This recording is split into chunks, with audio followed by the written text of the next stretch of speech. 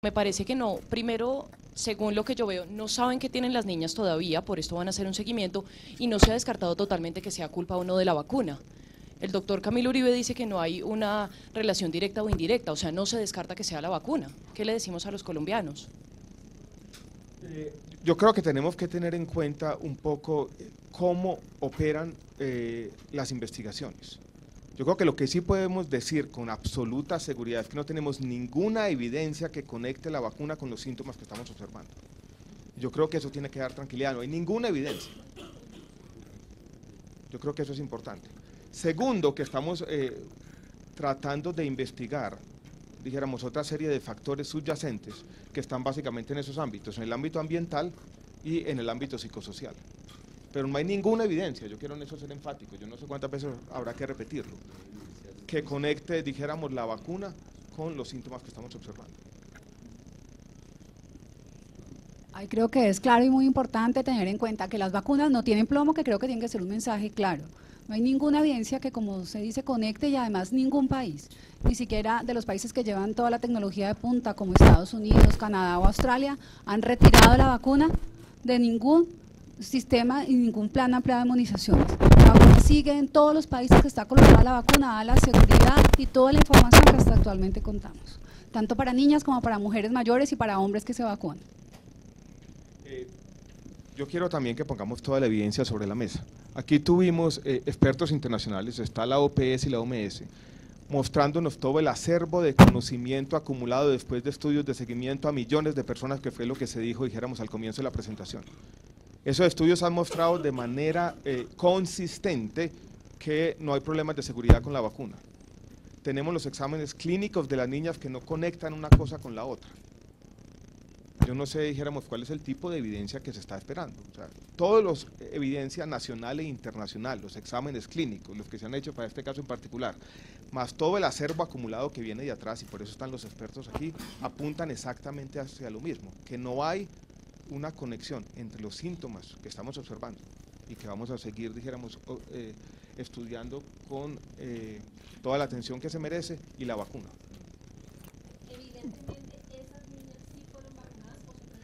A ver, la respuesta frente a eso: hay niñas tanto vacunadas como no vacunadas, ¿sí? Hay niñas vacunadas y no vacunadas.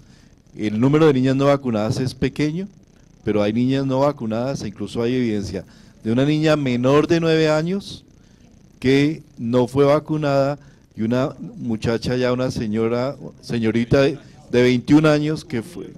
Hubo un caso de un niño que la comunidad tiene sus dificultades para aceptarlo, pero desde el punto de vista clínico también está documentado. Quiero decir y quiero enfatizar, hay evidencia de que no hay daño físico, ¿sí?, en las niñas, con excepción de las 11 niñas que tienen un diagnóstico preciso. Y claro, esas otras niñas fundamentalmente lo que le presentan son síntomas. Hay una diferencia entre lo que son los síntomas y los signos en la evaluación en salud.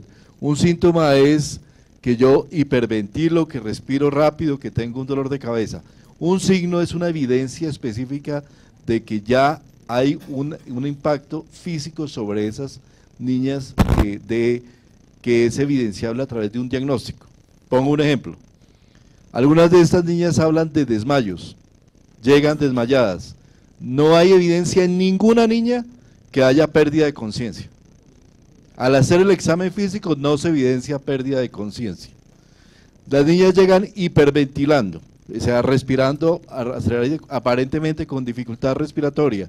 No hay ninguna evidencia de que esas niñas tengan una saturación baja de oxígeno. Cuando les toman la saturación de oxígeno, tiene una saturación de oxígeno por encima del 92%, que se considera completamente normal.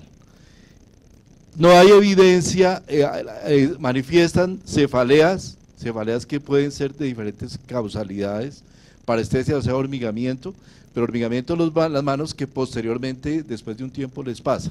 Pero yo quiero dejar en claro aquí un tema, porque no nos podemos ir al extremo de decir que aquí no hay una patología, no hay una enfermedad. Si las enfermedades hay dos tipos de causales de enfermedad, unas que son de causa interna, que es lo que funcionan los órganos, y otras enfermedades que son causas externas, que son los factores ambientales, los factores psicosociales, que son los que estamos evaluando. La conclusión a la que llegamos en este momento es que tenemos que trabajar en la evaluación de todos los factores psicosociales y ambientales, porque no vemos causalidad interna, con excepción de estas 11 niñas que tienen un diagnóstico y que son casos completamente diferentes y no relacionados, cardiopatías congénitas, otro tipo de problemas, digamos, congénitos y de diferente naturaleza, embarazos, hay 3 niñas que están en embarazo, que pueden tener, obviamente en embarazo hay unas condiciones diferentes, pero fuera de estas 11 niñas, en las restantes 231 niñas no hay esa evidencia de daño físico. Sin embargo, tenemos que seguir considerando esto, y lo he planteado desde el día que estuvimos allá, como una condición de enfermedad, como una posible enfermedad relacionada con una causa externa, sea de tipo ambiental o de tipo psicogénito, alrededor del tema de toda la ansiedad que existe en el municipio. Pequeño comentario sobre el tema de las niñas embarazadas.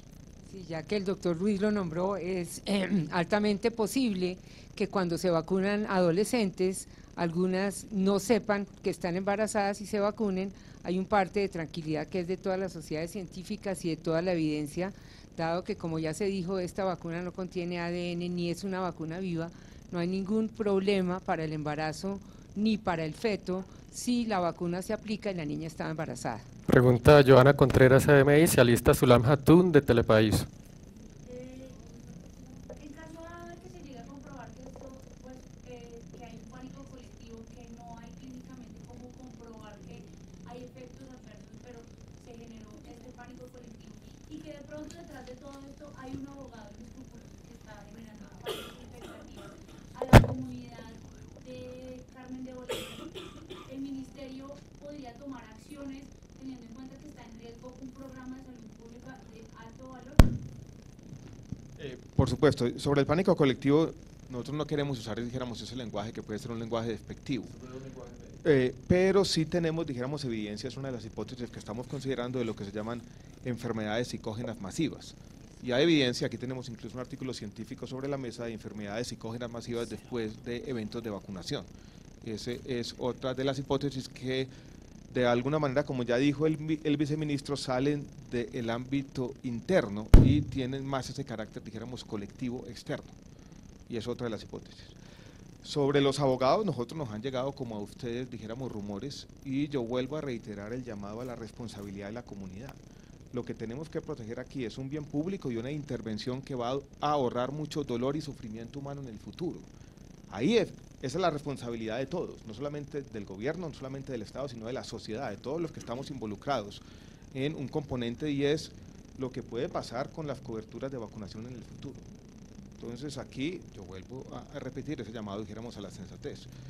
Y si hay abogados, dijéramos, de alguna manera diciendo aquí va a haber una retribución económica de unas posibles demandas con el Estado, claramente están actuando de manera irresponsable y están poniendo en riesgo la salud pública. En caso en ese sentido, digamos, decirle a la comunidad que de pronto no tiene conocimiento, que si no hay pruebas de ese vínculo entre los efectos adversos y la vacuna, pues obviamente una demanda sería innecesaria. Ese tipo de pedagogía lo tenemos que hacer todos. Dijéramos, tenemos que manejar esto con cuidado. Y nosotros, por ahora nos interesa que la comunidad esté tranquila y atender bien las niñas y hacer lo que tenemos que hacer e ir entre todos, dijéramos, auscultando cuáles son las causas y seguir reiterando, tenemos que proteger un programa de vacunación que es un orgullo para todos, y seguir reiterando una y otra vez que no existe conexión causal por ahora en toda la evidencia que tenemos entre la vacunación contra el VPH y los síntomas que estamos observando. Pregunta Sulam. Un segundo para ampliar un poquito el tema, Joana. Lo que sí vemos es que hay, y está escrito en la literatura, es que existe un mecanismo de gatillo. Cuando hay este tipo de fenómenos se llevan a un ámbito público y hay una presencia masiva de medios de comunicación y hay una presencia masiva, digamos, de relevancia pública, el tema se amplía. De hecho, eso ha sido absolutamente claro. El día jueves que estuvimos allá, que lo lleva el primer medio de comunicación, pasamos de 25 casos a 75 casos en un solo día. Y de allí hemos crecido a 230 y pico casos. Entonces, aquí sí hay un llamado a la cobertura responsable. En estos días, por ejemplo, hemos visto entrevistas a señoras de la clínica y del Hospital San José que tienen situaciones diferentes a la vacuna, como es un diagnóstico comprobado de intoxicación por plomo, y se presentan fuera de contexto en el ámbito de la vacuna, de efectos de vacuna. Eso presentado y visto por la comunidad es interpretado de una manera absolutamente negativa y terriblemente nociva. Estamos hablando de una condición con una sociopática como una de las posibles causales, y esto obviamente genera un efecto que se llama efecto reforzamiento, en el cual se va ampliando el contexto y empiezan a generarse todo este tipo de situaciones. Existe evidencia internacional sobre ese efecto de reforzamiento, dijéramos, no es una hipótesis aventurada, aquí dijéramos está claramente documentada. Es que hay algo en común, digamos, por decirlo, con las historias de cada una de las mamás, es que en la segunda dosis siempre empiezan a presentar, y no solamente en el Carmen de Bolívar, sino en otras ciudades como Bogotá, también en Medellín, mamás que están en el hospital precisamente en San José. O sea, ¿qué se les dice a ellas entonces? Que no precisamente son de Carmen de Bolívar, sino que otras. A ver, pregunta muy importante. Primero, la segunda dosis de vacunación se aplicó el día 29 de marzo. Los síntomas, el primer caso se nos presenta 69 días después, 69. Desde el punto de vista del análisis de toxicidad, una sustancia que entra al organismo es eliminada en un plazo que va máximo 15 días después.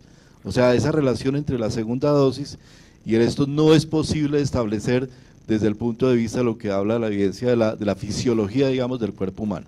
Segundo tema, aquí se presentaron casos de uso de esta vacuna. En Carmen de Bolívar esta vacuna se ha usado, alguna de ellas en 27 diferentes departamentos del país, y no tenemos evidencia de un caso epidémico en ningún otro lado de este tipo. Y tampoco hay el número de casos. Cuando uno mira la relación entre vacunas aplicadas y casos presentados, las relaciones son absolutamente diferentes. Es decir, aquí tenemos una situación de naturaleza epidémica concentrada en el municipio de Carmen de Bolívar. Lo que pasa es que con el efecto de medios de comunicación, obviamente el riesgo es que esto se vaya ampliando de una manera relevante. Entonces, ese digamos que es el efecto que… Daniel Hernández. Sí, Daniel Hernández de RCN.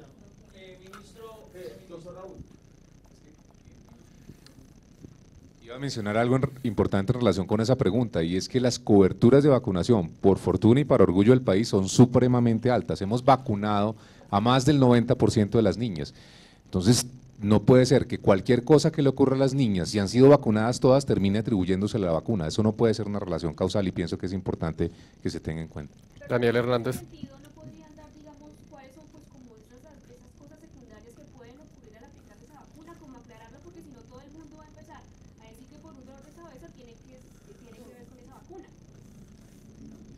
Claramente los eventos adversos son, pueden hacer síncope o mareo, y eso da a todos los adolescentes en general por cualquier aplicación de cualquier cosa, no solo de vacunas, así que es una obligación una vez se vacune, dejar al adolescente observándolo entre 15 y 30 minutos para evitar esto, mareo, dolor de cabeza y los síntomas locales de dolor o inflamación que son sobre todo locales. De resto, todos los eventos adversos serios son no relacionados con la vacuna, y ya en toda la literatura ampliamente, tanto internacional como nacional, esto está bien documentado. Inclusive la presencia de un embarazo inadvertido en el momento en que se vacuna a la niña, lo cual no va a traer malformaciones congénitas, ni aumenta el número de abortos, ni tiene ninguna implicación en el embarazo de una niña que se vacuna inadvertidamente durante su embarazo. Daniel. Bueno, ministro, viceministro, se dice que… Era un punto que hizo el doctor Raúl para todos también, un poco para no hacer los crímenes contra la lógica que estamos haciendo estos días, y es… si hemos vacunado a todas las niñas y adolescentes, no puede decir que cualquier problema de salud que se presente en el país, en cualquier municipio, se atribuye a la vacuna. O sea, ese tipo de inferencias son francamente irresponsables y casi ridículas, ¿no?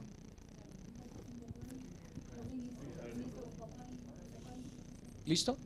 Tal vez un poco solamente decir que la efectividad de la vacuna depende de la cobertura, que no la podemos descuidar, y de las dosis que nos colocamos en forma adecuada. Así que tenemos la responsabilidad moral y profesional, y como mamás, de cumplir con un derecho que tienen nuestras niñas y niños de tener toda la prevención de una enfermedad que claramente es prevenible por vacunas. Daniel y Sergio. Bueno, ministro, viceministro, inicialmente se hablaba de plomo, pero pues investigando se sabe que la vacuna no tiene plomo, entonces los dos casos de las niñas son aislados. Se habla de que la vacuna tiene un coadyuvante que es el aluminio, el cual en una dosis superior al 0.5% en el organismo puede generar algunos síntomas como los que están sufriendo las niñas. ¿Ustedes han logrado determinar el nivel de aluminio en el organismo de las niñas vacunadas y se sabe si de pronto esto está generando la afectación? De ser así, se hablaba del plomo, ¿ustedes tienen alguna otra hipótesis más allá de pues, diciéndolo vulgarmente, de la psicosis que tienen? De la enfermedad psicógena masiva.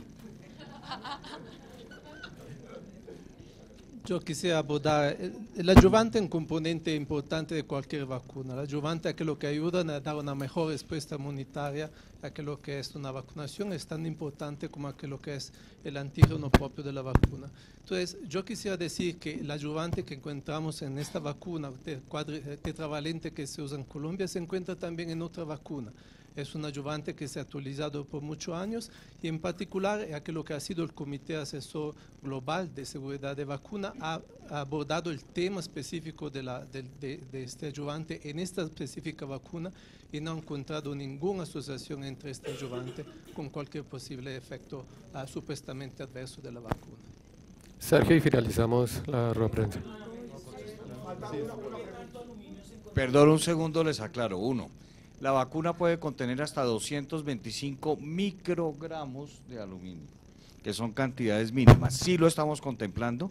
De hecho, las pacientes que se han tenido no solo se les ha solicitado plomo, se solicita aluminio, se solicita mercurio, se solicita cobre, se solicitan varios metales y el aluminio específicamente por la relación con vacunas, no solo con la vacuna del VPH. Las niñas que están y han sido tratadas en Hospital San José, el aluminio ha sido no detectable. Hay una niña que efectivamente fue atendida, fue en Clínica de Marley, con unos niveles altos de aluminio y ese caso sí se notificó como un posible evento adverso porque es necesario estudiarlo. Pero la toxicidad por aluminio puede estar en muchos factores, desde las tinturas de los cabellos, desde muchos de los esmaltes y situaciones que emplean en la cosmética permanentemente las mujeres y es una situación idiosincrática sumado a los alimentos. Pero sí se están investigando el aluminio y otros metales más. Hay una pregunta que se había hecho que es interesante y que de pronto podría ayudarnos a este tema causal y es si niñas no vacunadas han presentado los mismos síntomas. Yo quisiera darle la palabra a la secretaria de Salud del departamento de Bolívar que estaba allí en el terreno trabajando de manera diligente, responsable y comprometida con este tema. Entonces, secretaria, bienvenida. Haciendo los reportes y la evaluación cada mañana de las pacientes que se encuentran en el hospital, efectivamente desde que el doctor Camilo Uribe dejó el hospital y había dado de alta a la mayoría de las niñas, han consultado cada día menos número de niñas al hospital. De todas maneras se les ha tomado la muestra, como bien dijo el ministro, pero en el día de ayer consultó una niña de 8 años que no había sido vacunada. Esta niña de 8 años consultó con los mismos signos y síntomas, con cefalea y desmayo, más sin embargo hasta el momento las niñas de 8 años no están contempladas dentro del esquema de vacunación, sino de 9 años en adelante. Entonces a esta niña también se le van a tomar todas las muestras y se va a continuar con el protocolo instaurado dentro del hospital por el personal de toxicología del Hospital San José. Señor ministro. Sergio y José Hoyos, y finalizamos la rueda de prensa. Buenos días, ministro. ¿Qué tal? Ministro, yo quería deslindarme un poco del tema médico, que yo creo que ya es suficientemente claro, y quería preguntar únicamente por qué está hecho con el Hospital San José. Mi pregunta surge a raíz, digamos, de una incertidumbre, de algunas dudas, por el pasado del doctor Camilo Uribe. Sabemos que es hermano de Manuel Uribe Granja, que si no estoy mal, es director médico de AOT. ¿No creen ustedes que primero es alguien un poco cercano a la industria y segundo, si no me falla la memoria, en 2 ocasiones ya fue condenado por la justicia por fraude procesal y peculado, y eso genera Primero que todo, la pregunta me parece un poquito impertinente, la verdad. Y yo creo que ese exceso de suspicacia no hace bien. el doctor Camilo ha trabajado de manera responsable en este tema. El hecho de que su hermano trabaje en una farmacéutica que no tiene que ver nada con la producción de las vacunas, una la produce Merck, la otra la produce Glaxo, y yo creo que en eso hay que ser claro. Y el doctor Camilo, como todos los ciudadanos colombianos, tiene el derecho a defenderse. Él ha sido investigado pero no condenado. Entonces, sí, como ocurre, dijéramos, con muchos funcionarios públicos. Entonces yo creo que ese es un tema, dijéramos, distinto, que no contribuye a lo que estamos tratando de hacer, porque yo creo que todos tenemos una responsabilidad y es generar un poco de confianza, vuelve y repite, en una intervención que es una política pública seria. Entonces yo creo que eso puede darse en otros ámbitos y el doctor Camilo pues tiene el derecho sagrado a defenderse. Es importante aclarar dos temas ahí frente a su pregunta. Primero, la vacuna no se compra, la vacuna es adquirida al fondo de la Organización Panamericana de la Salud. Segundo, el tema de por qué se selecciona una entidad u otra, el criterio de selección fue fundamentalmente el que ya había una experiencia y habían llegado allí los pacientes. Los pacientes durante el día jueves, muchos de ellos exigieron que tenía que hacerse el tratamiento en el hospital de San José. Y muy importante para tu interés, nosotros, el Ministerio, trabajamos fundamentalmente bajo la cobertura de instituciones, ¿sí?